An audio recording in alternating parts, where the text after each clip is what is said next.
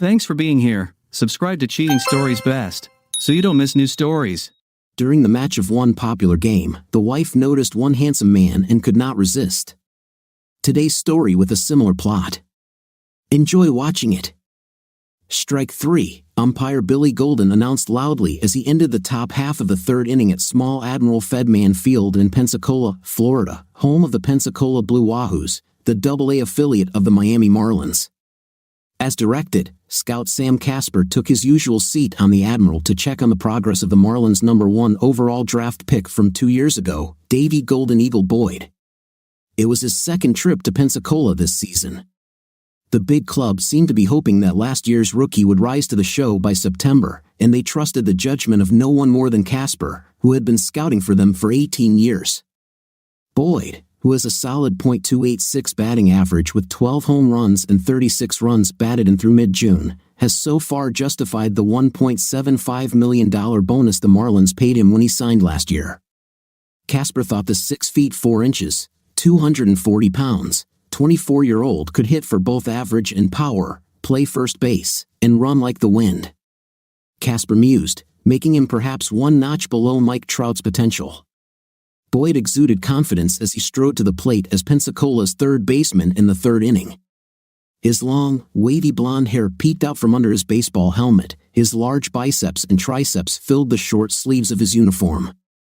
Almost all the women in the small stadium sat up straighter and paid more attention to the baseball player. Home attendance has increased this year, especially among women. Casper had a notepad and pen in his hands to record the progress of the game and his observations of it. He may have been the only man in the stadium who paid more attention to the baseball player than the women. With the bases empty and 1 out, Boyd tied the game and then sent a 96 miles per hour ball over the wall in left field. The stadium erupted with applause. Casper took notes feverishly, smiling from ear to ear.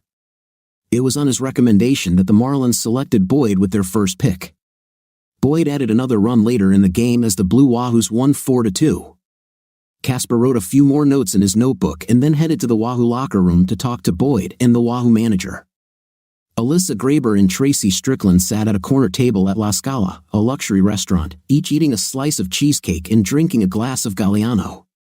Both women were in their 30s, well-dressed, and seemed quite at home in their surroundings. Davey Boyd and Arturo Gonzalez looked out of place as soon as they entered.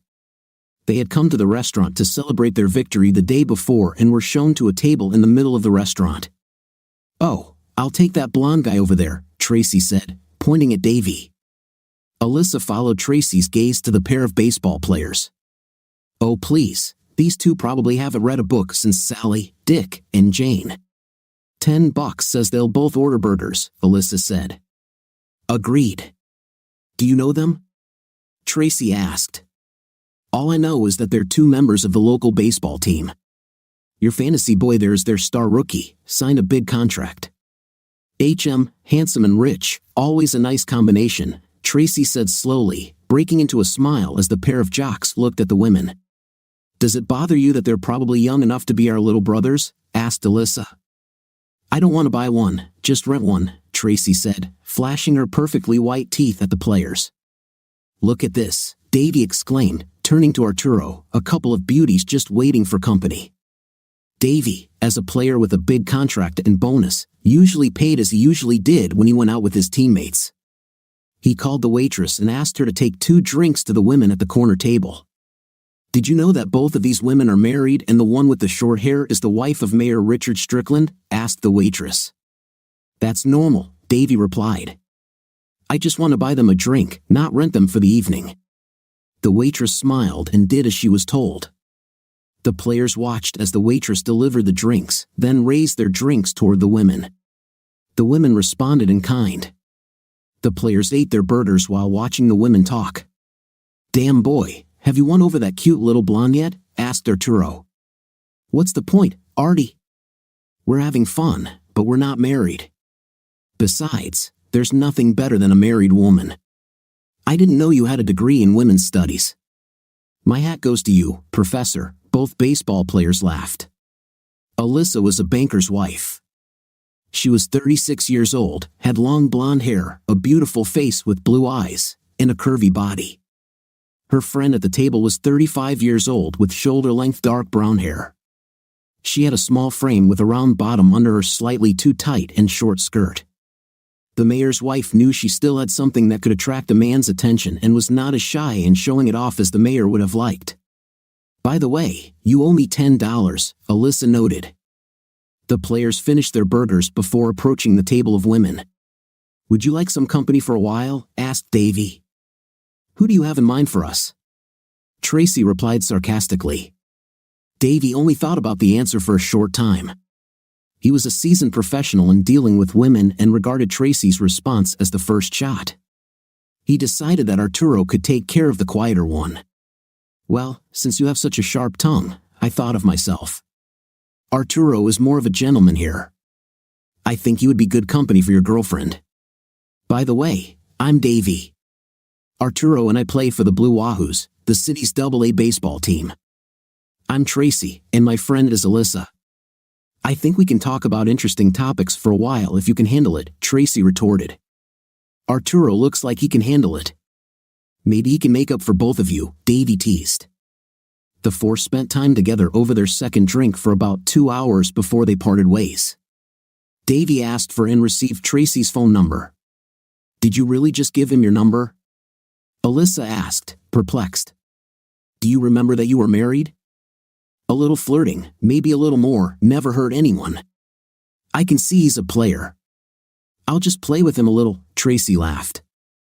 "If only you knew what you were doing," Alyssa commented, walking off in a different direction. "Are you giving up on Blondie?" Arturo asked Davy. "What made you think I'd do something stupid?"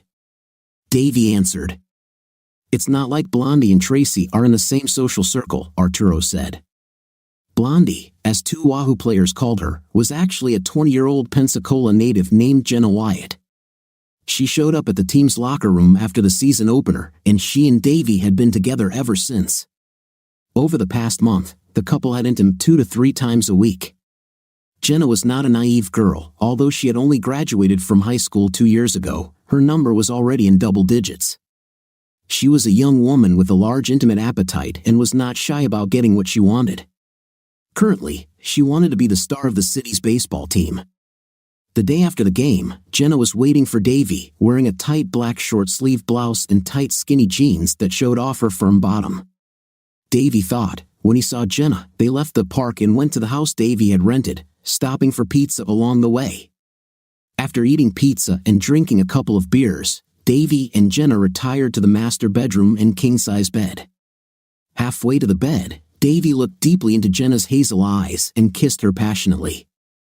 Jenna's knees buckled before Davy laid her on her back on the bed. When his breathing returned to normal, Davy grabbed a towel from the bathroom and went to the kitchen for 2 more beers. They took their time drinking the cold liquid and then returned to bed for a second round.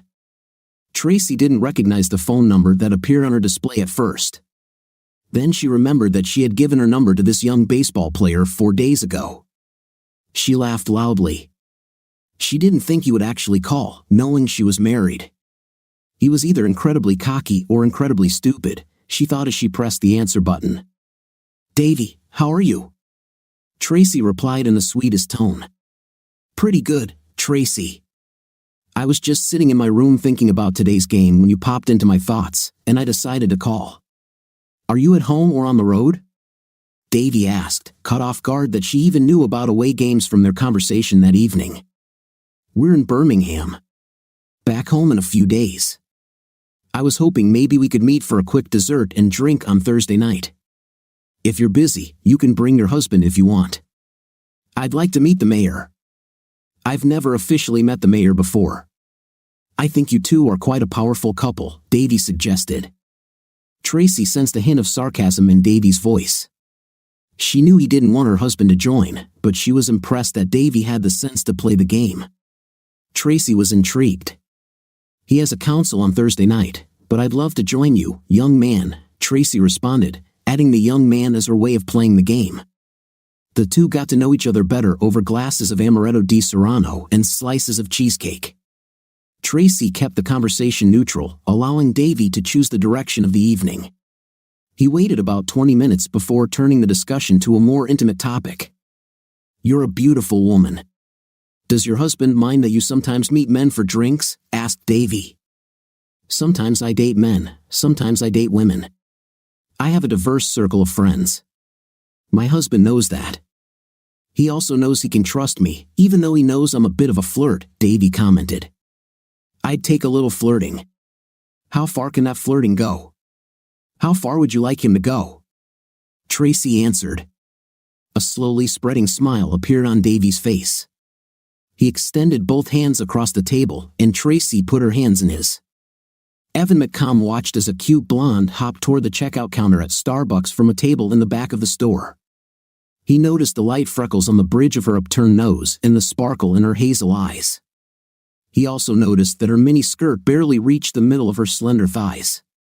He knew she visited this place regularly, and it took him about a month to work up the courage to finally talk to her. He stood up from his seat and paused at the door, waiting as she approached. Evan made his move, introducing himself to her. At first, the young woman was surprised, but then she reacted positively to Evan's introduction. She had seen him before in a cafe and was impressed by his good manners and the way he sat in his suits. The two returned to the table Evan had just left and talked for about 5 minutes before Jenna said she had to go back to work. Evan handed the young woman his phone so she could add her number to his contacts. Evan practically floated back to his job as an accountant. His colleagues noticed that the usually reserved accountant seemed optimistic as he moved around the office. Around 4 o'clock in the afternoon, his boss, Phil Cunningham, walked into Evan's office and asked if he had won the lottery. "I received the phone number for the future Mrs. Evan McComb this morning," Evan stated. Phil was Evan's boss for 2 years. The young man liked him but had never seen him talk so positively about his relationship with a woman, especially when the two of them weren't even on a date. The next day, Evan called Jenna. They set up a dinner date at one of Evan's favorite seafood restaurants for the following Saturday night. Evan sighed aloud as Jenna opened the door to her apartment, wearing her version of a little black dress. His quick glance revealed that she was not wearing a bra under the thin material, and it went down just a couple of inches below her round fifth place. "Does that sound like approval, or are you having an asthma attack?" Jenna suggested. "Definitely sounds like an endorsement, but now I'm worried because I didn't bring a baseball bat with me to fight off guys complimenting you," Evan laughed. Dinner and conversation were wonderful. It was natural for Jenna to compare Evan to Davy throughout the evening. Although Davy won in most physical aspects, Jenna admitted that Evan was far from a troll, and she had to admit to herself that she seemed to click on many levels with him more than with Davy. However, she and Evan didn't discuss their other dates since it was their first date. They might have to discuss this issue sometime in the future, but for now, they were both just enjoying each other's company. The evening ended with a modest kiss at Jenna's door. The next evening did not end with a modest kiss at Jenna's door. Jenna and Davy shared a deep, passionate kiss and then moved inside for a long night of passion. Evan was far from her thoughts. Tracy was pleased with the way her relationship with the young athlete was going. He turned out to be more educated and well-read than she expected, and they enjoyed one trip to a nearby museum and another to the opening of an art exhibition. The couple ran into several of Tracy and her husband's friends at an art exhibition, and Davy was surprised at how at ease Tracy seemed to be seen in public with him. Although Tracy seemed as conservative as her husband, she knew that in another time and place, she might have been a more happy-go-lucky woman. The only outward recognition of this was her tendency to flirt and a small tattoo on her left wrist, which was usually hidden under several bracelets. None of Tracy's friends seemed concerned or surprised by her interaction with the young athlete, although it raised some eyebrows among her friends' husbands. Almost all of her friends knew that Tracy was a known flirt, but it seemed a little too much for their men. Several of these men wondered how much her husband, the mayor, knew about her latest hobby. In fact, Mayor Richard Strickland knew very little about his wife's latest activities. Despite her flirtatious tendencies, which sometimes went too far for his liking, he always trusted his wife to know where to draw the line. Tracy was the well-settled wife of a successful lawyer for the first 11 years of their marriage before the lawyer decided a little over 2 years ago that he needed to become mayor of the small town in which they lived. At 41, Richard was 6 years older than his wife, but like her, he looked younger. His short brown hair did not show the slightest sign of gray, and regular visits to the gym gave him a toned and somewhat muscular physique. Most agreed that he was a handsome man, although not as beautiful as his wife. In the autumn elections, it was not too difficult. Richard received about 2/3 of the votes. Most of his constituents seemed confident that he would bring the same strong work ethic to City Hall that he brought to his career as an attorney. Like most mayors, Richard attended a lot of meetings and probably didn't spend as much time on his job as he did when he started his law firm career. Some of his friends wondered if he was spending too much time being mayor at the expense of his marriage, especially when they saw Tracy with Davy. Tracy was the executive director of a non-profit organization in the city. The job only took about 30 hours a week, giving her flexibility for a social life and the ability to remain a visible figure in the community. It was not uncommon for Tracy to spend several lunches a week in the company of some of the community's more influential business leaders. In recent weeks, Tracy and Davy had started sharing little kisses in public. Tracy noted that in some companies, this was hardly surprising. She began to touch Davy a little more freely, touching his arms and chest. She knew it was only a matter of time before Davy became her first lover, although she admitted to herself that it was wrong. Her growing attraction to the young man was drowned out by her guilt, even though she truly loved her husband deep down. Her lustful feelings made her think that this was what she was supposed to do. Jenna didn't feel any guilt as she lay in Evan's arms after the couple had just had a night. Jenna smiled to herself as she had just had great intimate with 2 different men on 2 consecutive days. Neither men discussed exclusivity, and Jenna was going to enjoy what both men had to offer until a decision needed to be made. Mayor Richard Strickland and 3 other men sat in a darkened corner of the city's only high-end Hungarian restaurant. They were discussing financing details for a distribution center that was in talks to come to the city. The distribution center could bring several hundred jobs and tax revenue to the city. He needed to focus on the meeting, however, his attention was diverted a little when he saw his wife accompanied by the star of the city's AA baseball team, Davy Boyd, enter the restaurant, and they were seated at a table on the other side of the establishment. Wow, heck of a handsome big guy, the mayor thought to himself. She's getting a little bolder these days. He took another 5 seconds to think about what he had seen, then turned his attention back to the meeting. What Mayor Strickland didn't see was Tracy wearing the tight black miniskirt she had bought especially for Davy. She was clearly braless under her silky black blouse. Davy was more animated than Tracy had ever seen him before. He was the hero of the day with 2 home runs, 3 hits, and 3 runs scored. He told Tracy she had no idea what the handsome young man was talking about, but she knew it was something good based on his smile and the light in his eyes. She knew that tonight she would take their relationship to the next level. Davy calmed down over the course of dinner, and Tracy watched his transformation with quiet pride, feeling that she had a hand in shaping this young man's personality. "How about we take dessert to go?" Tracy suggested, smiling at him with her signature beautiful smile. "Richard won't be home until midnight. We have just under 3 hours to eat this dessert." "Oh, yes," exclaimed Davy enthusiastically. Tracy's miniskirt was removed within 15 seconds of her entering Davy's house. He looked with admiration at her elastic buttocks. He placed both hands on her buttocks and pulled her towards him for an open kiss. As they both lay there catching their breath, they both had pretty much the same thought: this was the best night they'd ever had. Richard Strickland half-walked, half-staggered into his home at 12:30 at night, feeling like a winner. His presence and work just helped bring a distribution center to his town, creating a lot of jobs and tax revenue. The deal was sealed over a fine dinner and many drinks at the upscale Hungarian restaurant, Yêur's. Now, as he slowly walked up the stairs, he remembered what he had briefly seen in the restaurant: his wife in the company of the star of the city's AA baseball team, Davy Boyd. As the executive director of one of the city's largest nonprofit organizations, Tracy could have been dating the player for a variety of legitimate reasons, but if that was the case, his very organized wife would have told him in advance. He didn't remember any conversation in which she told him she was going to meet Boyd. Richard knew that his wife was a big flirt and had all the attributes to back it up, but he also trusted that her flirting was just that and nothing more. Sometimes during their 10 years of marriage, he had doubts, but every time he checked something, Tracy turned out to be innocent. He hoped it would be the same this time. Tracy was the smartest legal advisor Richard had ever hired at his law firm, Atterbury Salerno Strickland LLP. They started dating a year after she started working and got married a year after their relationship began. She left the law firm immediately after they began dating and began working for a nonprofit a few months after their wedding.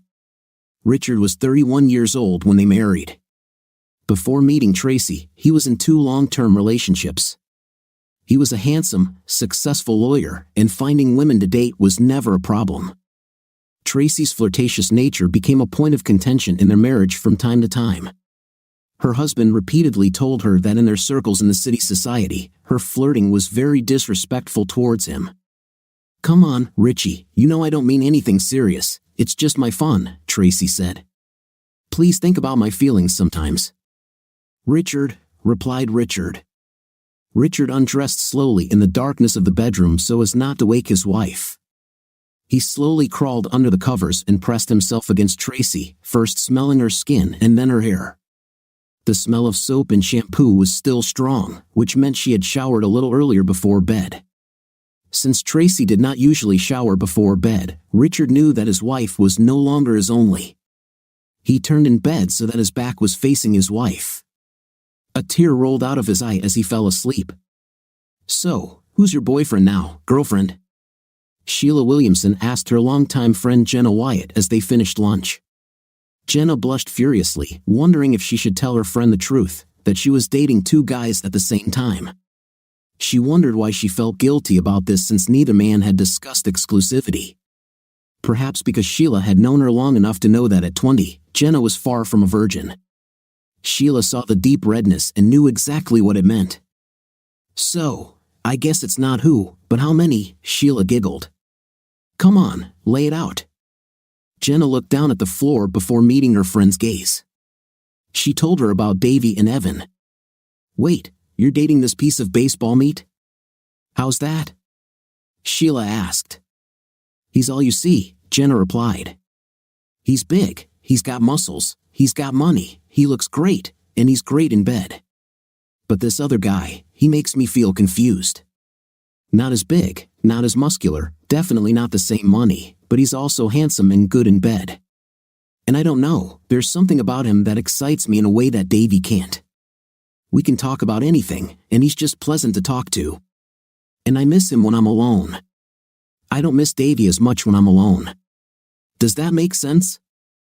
"That sounds suspiciously like love, darling," Sheila said. "You need to see if you can't keep him before he goes to someone else. A baseball player may be fun, but love is gold. Secure your claim to him quickly, Jenna." Despite this conversation, Jenna didn't hesitate to say yes when Davy called and set up a date for 2 days later. He sent her a ticket to the game, and they were supposed to go together afterwards. Evan and his friend Scott Sura had good seats at Thursday's Wahoo game. When Davy Boyd hit a 2-run home run in the 6th inning, the stadium erupted in cheers. Evan, sitting about 5 rows from Wahoo first base, thought he heard a familiar voice amid the commotion. Sitting 3 rows ahead of him, in the row directly behind the bench where the players' families and friends sat, was Jenna. She was beautifully dressed but seemed to be alone. Evan didn't say anything to his friend but continued to watch Jenna over the next few innings. He noticed that Davy stood up and looked directly at the young blonde several times, and she seemed to wave in his direction once or twice. Evan wasn't born yesterday and knew what he was seeing. He was confused, but as he sat in the stands and thought about it, he realized that neither he nor Jenna had ever made a promise to be exclusive. He realized that this was something he needed to fix if she wasn't already in a relationship with the baseball player. Evan pointed Jenna out to his friend and told him their story so far. When the game ended, the 2 men secretly watched the young woman. When Davy left the stadium, Jenna practically jumped into his strong arms, and they drove off in Davy's brand new Porsche. Tracy didn't even notice the inconspicuous black sedan that followed her into the parking lot of the Italian restaurant. The driver of that car parked close enough to photograph her and see her enter the restaurant minutes before Davy entered. He opened Clive Cussler's thick book, knowing he had at least an hour to read. Dinner took the couple a little longer that night. They left the restaurant holding hands, and then each got into their own car and drove to Davy's house. The sedan followed both cars at a safe distance. The driver took a photo of Tracy as she passed his car, her hair tousled and her makeup washed off. He then drove to Mayor Richard Strickland's office and waited until the council meeting ended before entering the mayor's office. Mark Garton, a private investigator, waited until the mayor was completely alone before knocking on his door. The mayor recognized the man as he entered the office. His bedroom is on the second floor, so I wasn't able to get actual photos of them being there together, but judging by the way it looked before and after entering the player's house, only an idiot or a Puritan would think they didn't have an intim. And based on what you told me about her later, sounds like that's clear, in my opinion, said Mr. Garton. Thank you, Mr. Garton, said Mayor Strickland, handing the detective a check for his services. After the detective left, the mayor dropped his head into his hands and cried like a child.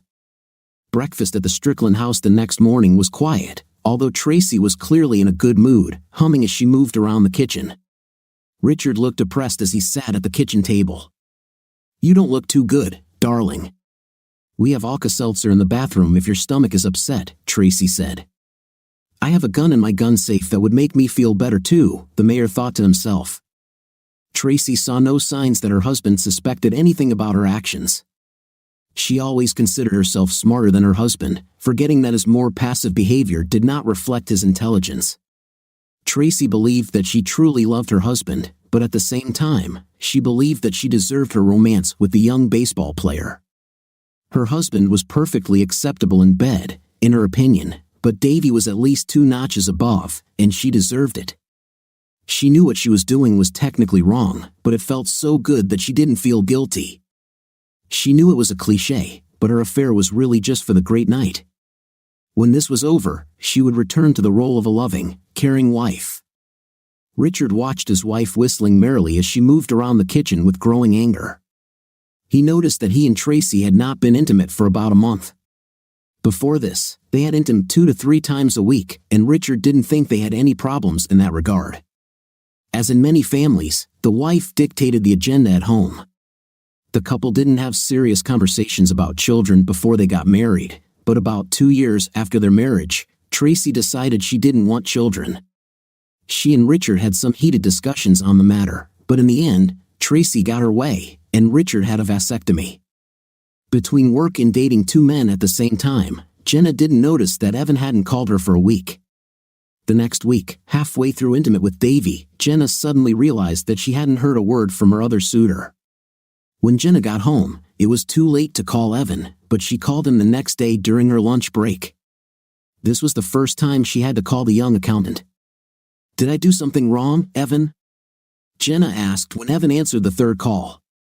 Evan carefully weighed what he considered his 2 options: tell Jenna what he knew about her dating Davy, or simply let the relationship end. There was silence on the line for about 10 seconds. Jenna, I know you're dating both a baseball star and me. I know we never talked about exclusivity, but I can't deal with you dating and, I'm sure, sleeping with 2 guys at the same time. I know I don't have his money, and I'm not a big tough guy, but I want to be the only one in your life. I want to find out if we have something more, Evan said. Jenna's eyes widened on her end of the phone call. Even though Evan couldn't see them, she stuttered for a second before answering. Yes, Jenna said. How about we celebrate our new beginning this Saturday night? Evan said. This time, Jenna didn't stutter but quickly shouted, yes, yes, yes. A few days later, Davy called Jenna asking for a date. She politely refused him, saying that she was now dating another man on exclusive terms. Well, that's great for you, but it shouldn't concern us, should it? Davy asked. I mean, we weren't looking for Brad and Angelina, we were just having fun. Can't this go on while you're dating this guy? Sorry, Davy, Evan isn't that kind of guy, Jenna said. And I won't cheat when I make a commitment. I had a great time with you, but this is probably the end. Okay, but if you ever change your mind, you have my number. Love you, Davy. I hope you have a great career, Davy said. Sam Casper had the honor of informing Davy of his call-up to the Miami Marlins in September. He arrived at Fedman Stadium minutes before kickoff one late August day. Hey, Bubba, my name is Opportunity, and I'm knocking, Sam said as he approached Davy in the Wahoo's locker room. Seriously, Mr. K? Davy said with great enthusiasm. The older man smiled and nodded. "Hell yes, I will," cried Davy as his teammates gathered around congratulating him. Davy's promotion became news the next day. Richard Strickland read the story in the newspaper with interest. He still loved his wife but was unsure of his next steps. He called his former law firm partner, Rick Salerno, a week after Davy was called. Tracy's hormones were raging. She had been having an intim with the baseball player 2 or 3 times a week for the past 6 weeks, and the sudden cessation of night had an effect on her. She heard her husband in his office and realized that it had been quite some time since they last had intim. She tried to remember the last time and came to the conclusion that she and Richard had not been intimate since she started having a night with Davy. She and Richard used to have a wild night life. Tracy recalled, when did it disappear? When was the last time they even hugged? Has she really gotten that far away? For the first time since the beginning of the novel, Tracy felt guilty. In Miami, Davy also missed the regular intim he had with Tracy and Jenna. Pitchers in the majors were doing whatever they wanted with the young player, and he had yet to go to places where he could meet women. "Hey baby, maybe you can go away for a couple of days this week." "I really miss what we had," Davy said as Tracy answered the phone. "Oh God, Davy, I miss you so much," Tracy almost exclaimed. "Tell me when, and I'll be there that evening."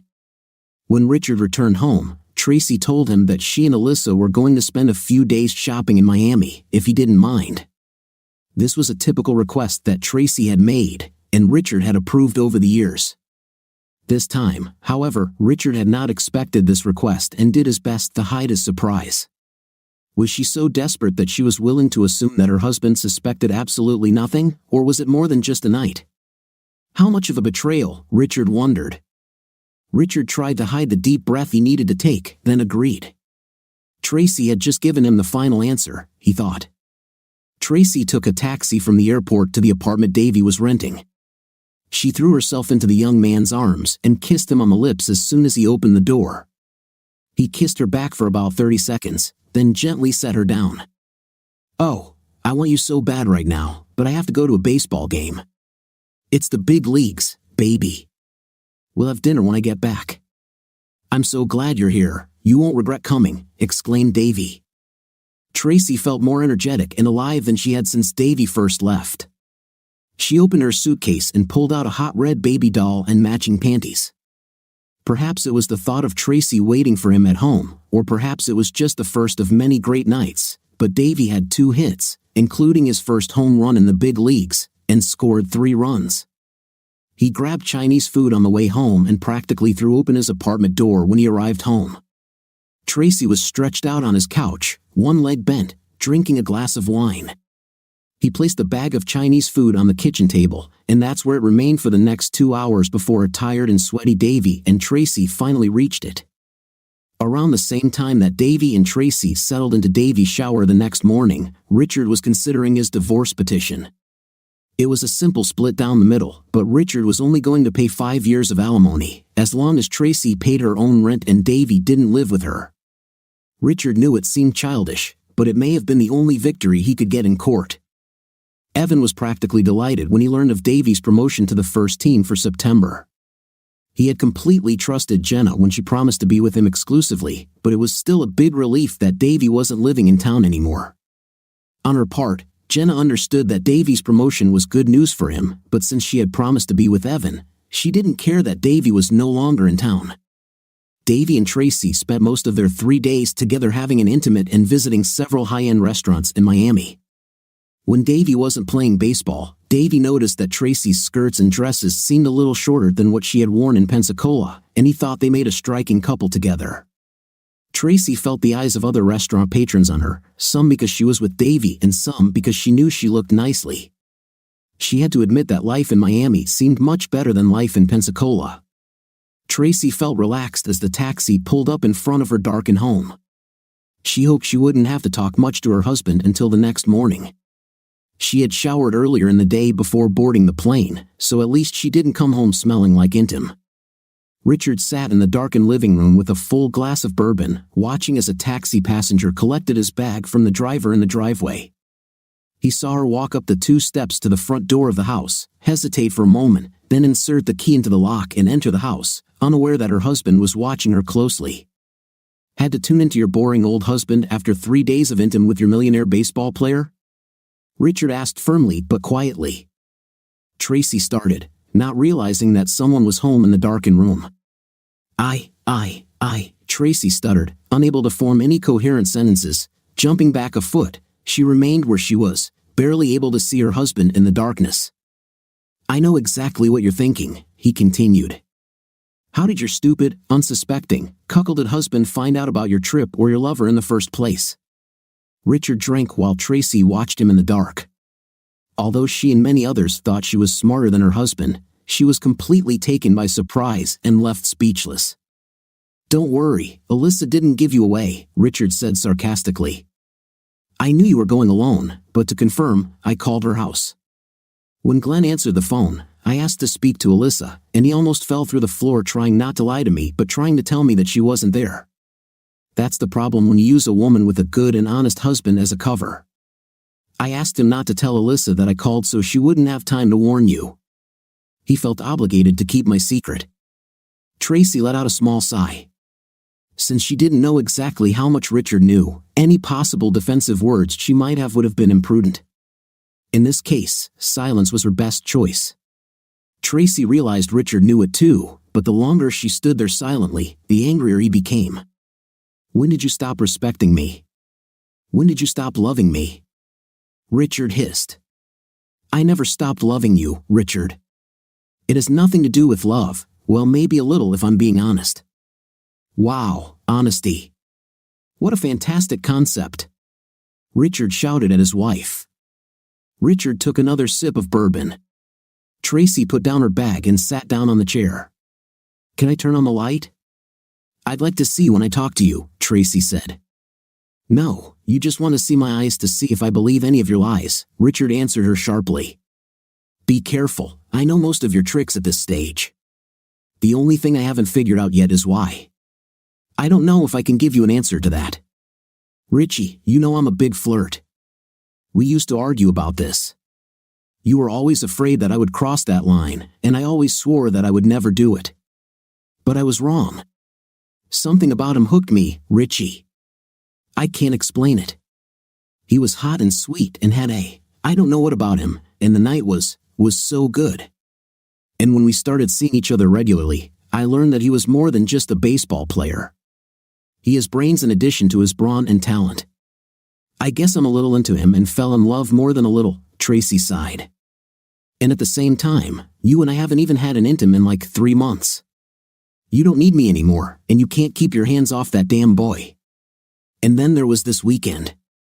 Did you even go to the game this weekend, or was it all just about intimate? Richard continued. Do you really have to be so rude to me, Richard?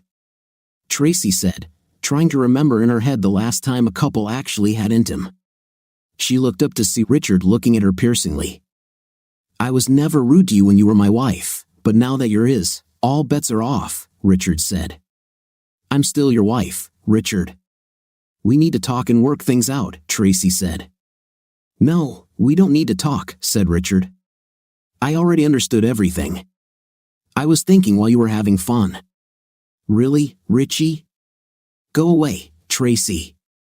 Tracy rolled her eyes and pursed her lips, but this time she remained silent. So, do you understand, Richard? What do you see happening next? Well, tomorrow you'll be served with divorce papers. You sign them, and in 30 days or so, you can go to your boy forever, and I'll get a piece of my self-respect back, Richard said. That's not how I see it, Richard. I'm sure we can fix it. Yes, I made a mistake, but there's no reason to go to extremes. Let's slow down and rethink this, Tracy said. We've got a communication breakdown here, Richard said, imitating Strother Martin's famous line from the movie Cool Hand Luke. Tracy looked at Richard in surprise. Polite, quiet, stable Richard seemed to take the possible divorce somewhat humorously. What is going on here? She asked herself. Richard moved his belongings into the couple's guest room. He went upstairs, entered the room, and locked the door. Tracy sat downstairs, her brain working at full capacity. She never considered the possibility of getting caught and what the consequences might be, as Richard had warned her.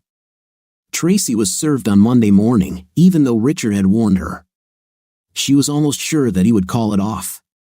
The fact that he went ahead with the presentation made Tracy more than a little nervous.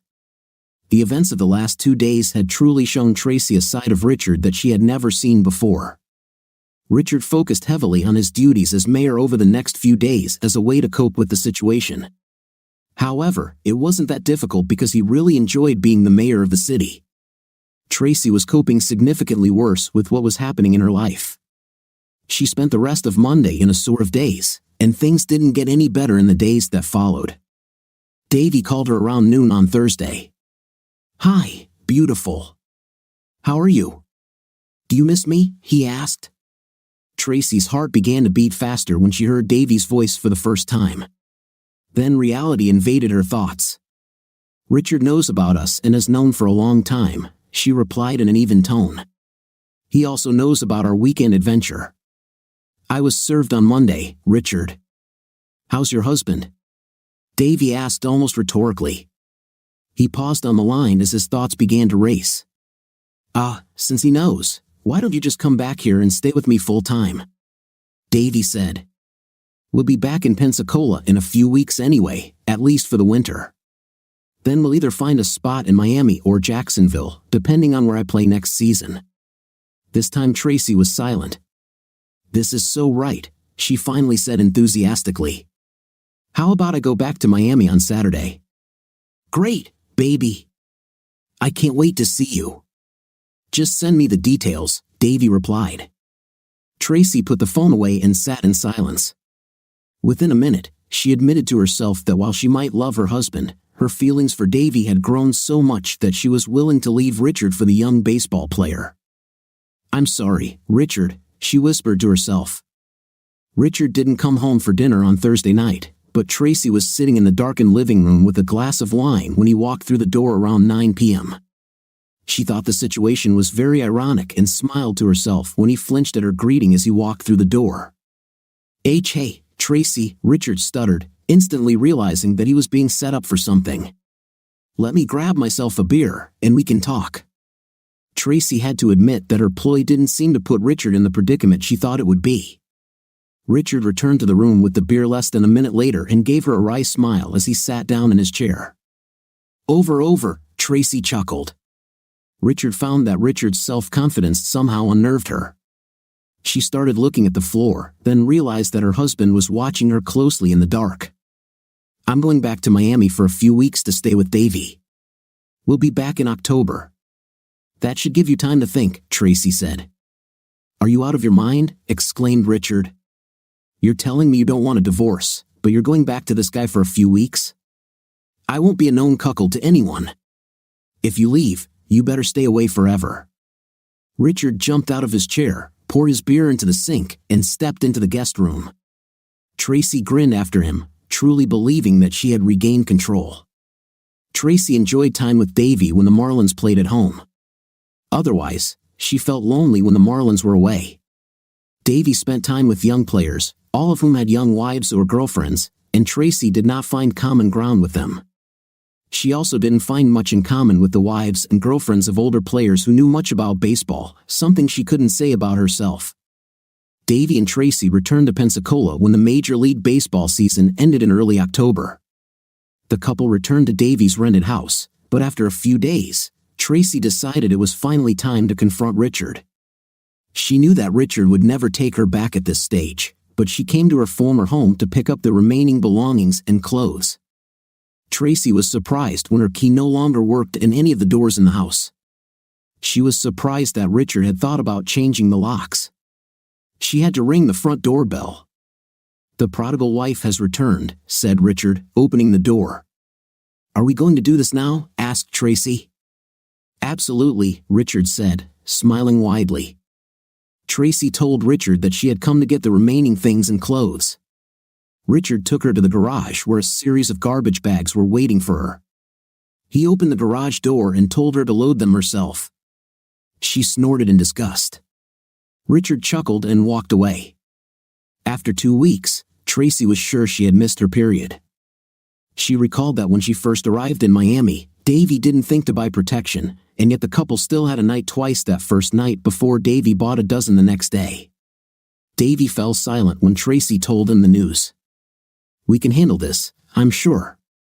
The team doctors know who the best doctors are to handle this safely," Davy finally said. Tracy began to cry quietly. "I can't do this," she said. "I could never do that."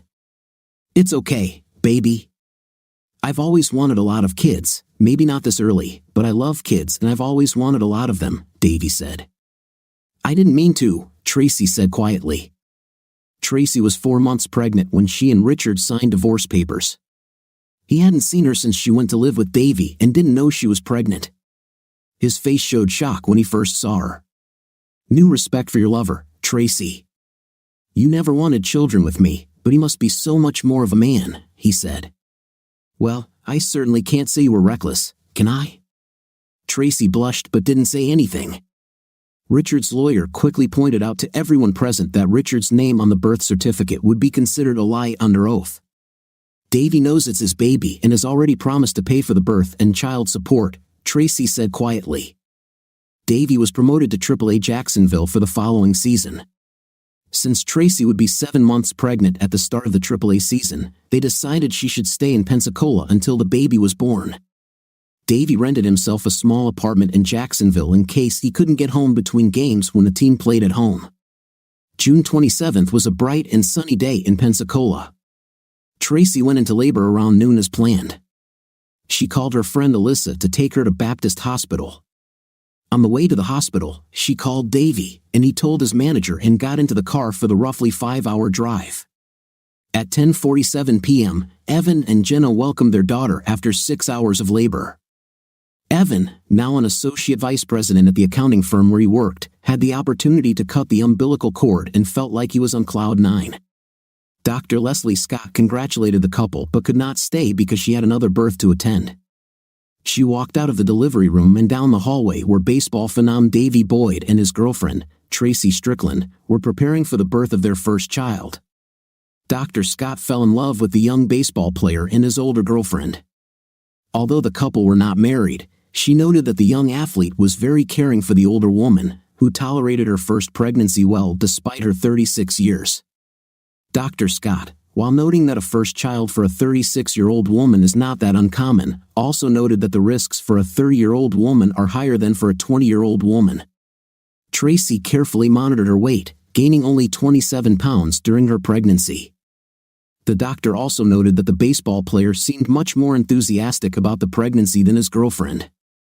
Tracy admitted to the doctor at one appointment when they were alone that she forced her soon-to-be ex-husband to have a vasectomy because she didn't want children. The pregnancy resulted from a moment of passion that eluded Davy and Tracy when they didn't have protection. Not many couples have experienced this, the doctor thought to herself. While Tracy and the boy remained in Pensacola, Davy returned to work in Jacksonville 2 weeks later. He was sitting in a quiet restaurant with an older woman when an angry man approached the couple. "Who's your friend, Cassie?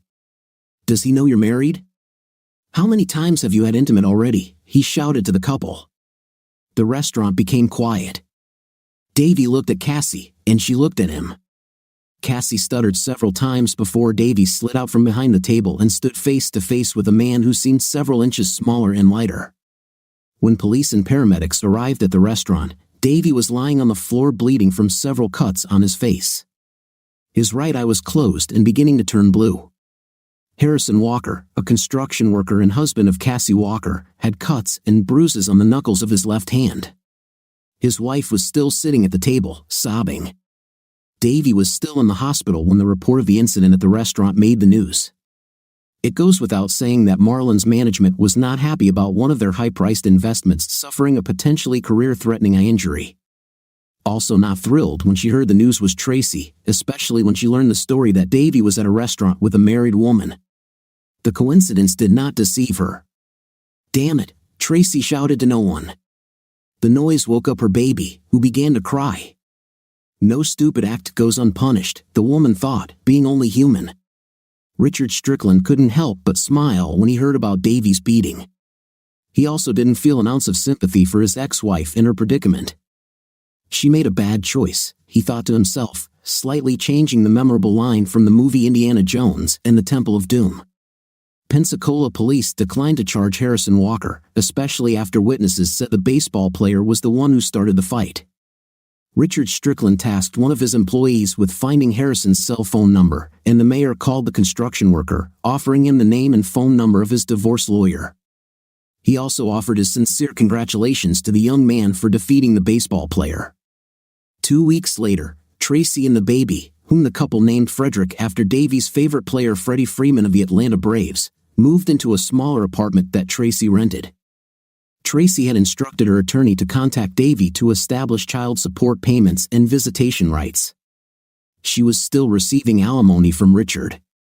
As fall turned to winter, Marlon's management became seriously concerned that the blurry vision in Davy's right eye was not going away. Insurance would cover the contract, but nothing could compensate for the player's potential hits, home runs, runs scored. Life as a single stay-at-home mom took its toll on Tracy, both mentally and physically. She seemed to have lost a significant number of friends since her divorce from Richard, and the few friends who remained did not seem interested in spending time with a 30-year-old woman with a child. She only lost half her postpartum weight before leaving Davy and gained about 15 pounds in the 14 months she was alone. Her chic wardrobe was pushed to the back of her closet and drawers, replaced by mom jeans and oversized sweaters. Her hair had grown longer, and most days she simply wore it in a ponytail. The city's two-term mayor was standing on a quad in downtown Pensacola, watching an older woman push a stroller through an intersection when she twisted her ankle and fell to the ground. Being the gentleman that he was, Richard Strickland turned on his hazard lights, got out of the car, and walked over to help the woman. He thought she looked familiar when he approached her, and when he helped her up, he was convinced of it. "Hi, Tracy, long time no see, huh?" Richard said quietly, looking into her face. From the shock of the fall, Tracy did not recognize the person who came to her aid. The voice gave him away, forcing her to look more closely at her well-wisher. He looked like an older version of her ex-husband. Gray hair had already touched his hair, wrinkles appeared on his forehead and around his eyes. His eyes weren't shining as brightly anymore, they had an empty look to them despite the small smile he gave her. "Thanks for your help, Richard." "I guess I've gotten clumsy as I've gotten older," Tracy replied. "If you are old, then what can we say about me? After all, I am 5 years older than you." "Let me park the car, and I'll give you and the baby a ride home," Richard suggested. Tracy waited while Richard parked his car. When he approached again, Tracy told him that she was well enough to walk home on her own, but if he had time, she wouldn't mind sitting down with him for a cup of coffee at the coffee shop half a block away. Richard thought her eyes looked more like a request than a question and nodded in agreement. Tracy pushed the stroller in front of them as they walked the half block to the coffee shop. Richard's brain was working at full capacity as they walked. He looked at the child's face sadly, thinking that in another life, this could have been their child. He shook his head to clear the thought, and Tracy gave him a quick side glance as he did so. Having rid himself of this thought, at least for a while, Richard could not believe that the woman he was walking with was his ex-wife. Although only 3 years had passed since the divorce, Tracy seemed 20 years older. During that time, when he first saw her, Richard thought she was the grandmother of a child, perhaps aged 50 to 55. She only slightly resembled Tracy, who had once been his wife. Richard ordered coffee for himself, a salted caramel latte for Tracy, and warm milk for the baby. He had to add to himself that the child was beautiful, a good combination of both his mother and father. "Do you remember how sweet?" Tracy said as she tasted her latte.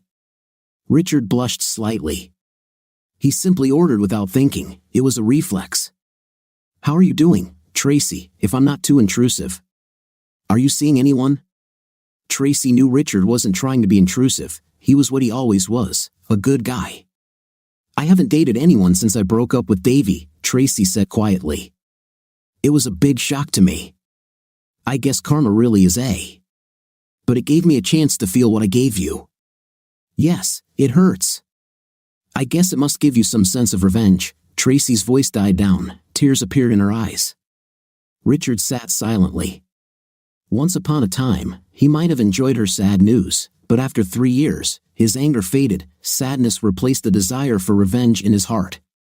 "I'm sorry to hear that," Tracy, really, I mean it. I don't hate you anymore. I think if anything, I feel sorry for myself and you, for what we lost and what could have would be. Still not sure why it took me a long time to fully understand this, Richard, Tracy admitted. I kind of lost myself for a while. I think I saw it as a way to satisfy my secret fantasy of being a bad girl. I felt like I deserved it and could keep you in the dark when in fact, I didn't hide it that much. I thought I could have the best of both worlds, and with my stupidity, I hurt a good man and threw him away. I'm sorry, Richard, I mean it sincerely, Tracy began to cry quietly. After a moment, Richard handed her his handkerchief from his pocket. Of course, Tracy thought to herself, what about you, Richard? Is there someone in your life now? Please tell me I haven't ruined your attitude towards all women. There's no one right now, Tracy, but I'm an optimist by nature, you know that, Richard said. I'm probably still a little scared of commitment, but one day I'll get back on track. Tracy lowered her eyes to the table so Richard wouldn't see how guilty she felt. Richard felt uneasy. It was time to leave. He stood up to leave, but Tracy put her hand on his to stop him. Richard took the hint from his years together with Tracy in the past and sat back down. Richard, what are the chances? I mean, you're lonely, I'm lonely. I know I messed it up once with the best man a woman could ask for, but I wouldn't have made the same mistake if you had given me a second chance. I can promise you that. Tracy raised her eyes and looked straight at Richard. He had a 1,000-mile stare into the distance for 5, maybe 10 seconds before he showed any emotion, finally frowning. God, I loved you so much, Richard whispered, causing Tracy to lean closer to him. I so wanted to believe that you were just flirting with him when I saw you together in that restaurant. I always knew that I was not the god of the Greeks, but I really believed that you loved me, maybe even loved me the same way as much as I do you. I gave up the chance to have kids. I really wanted kids, you knew that, but I gave it up because I loved you. Then you betrayed my love, betrayed my trust, and you topped it off by having a baby with that damn baseball player. I may not be angry anymore, but to forgive and forget, not in this life, baby. Richard stood up, stroked the child's hair, and left. What do you think of our story today? To me, the story is filled with interesting plot twists and an unusual plot twist that you wouldn't understand at first. What's your opinion about this story? Write in the comments. See you in the comments.